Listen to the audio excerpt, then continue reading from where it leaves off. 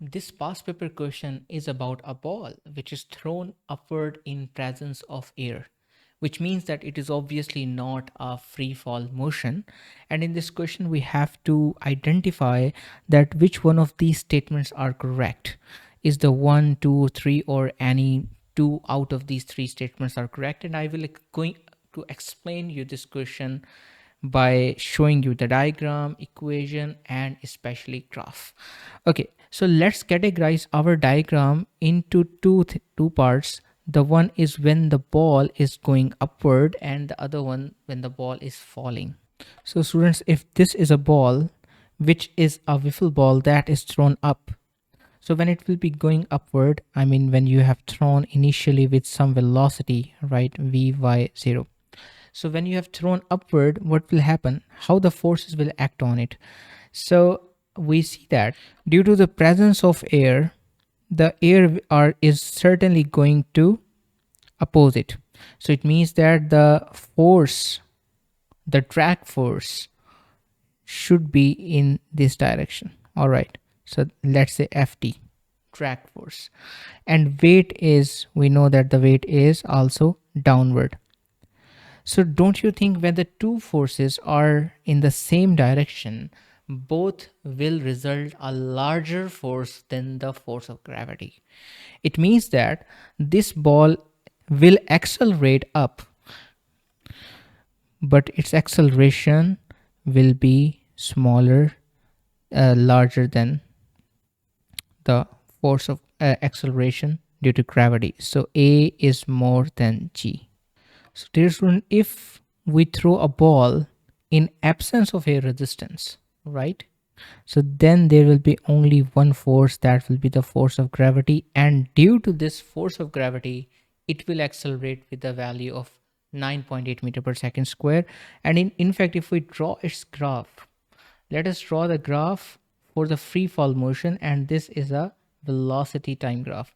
So look at this. You know very well that this is the velocity time graph for the free fall motion. Now why I am drawing this graph? Because I want to show you that at this point, if for example, if you take the slope of this graph, which you know that is delta v over delta t, the slope of the graph, that is equals to negative g. All right, but in our case, for this question, we know the air is present. That's why our graph will not be a straight line, first of all.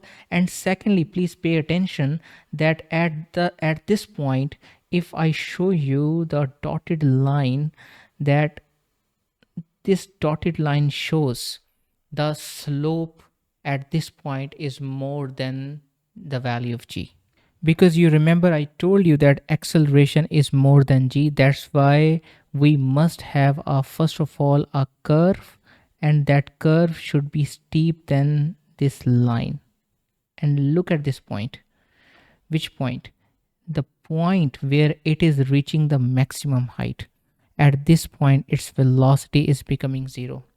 But remember, still at this point there is a one force, that is a force of gravity. That's why acceleration is not zero. So that's why the 2 is obviously wrong. And what is acceleration? At the highest point, acceleration is equals to g. And if you see the slope, if we, for example, if I draw a dotted line at this point, so this is a time at which this object, this ball, is reaching its maximum height. And I told you that at this point, what is acceleration? Acceleration is equals to negative g. And look at this point. In fact, I have clearly showing you, if we draw a tangent line, okay, this is a tangent line. If you find the slope of this line, and this tangent line, don't you think it's exactly parallel to this red line?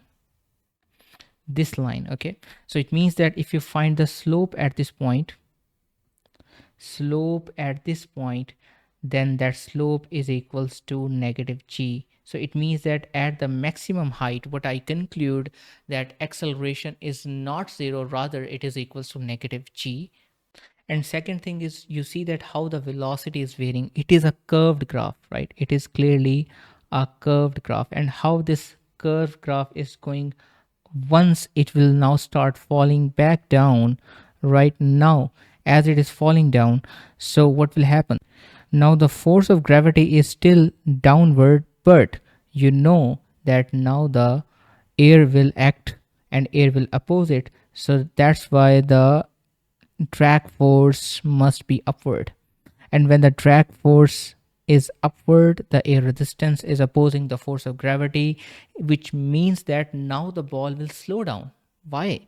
Because now this time acceleration is less than g. Okay, and that's why, dear students, if I continue this graph of velocity time graph, then it will basically go like this. So at this point, graph will end at this point, when it will come back to the same point.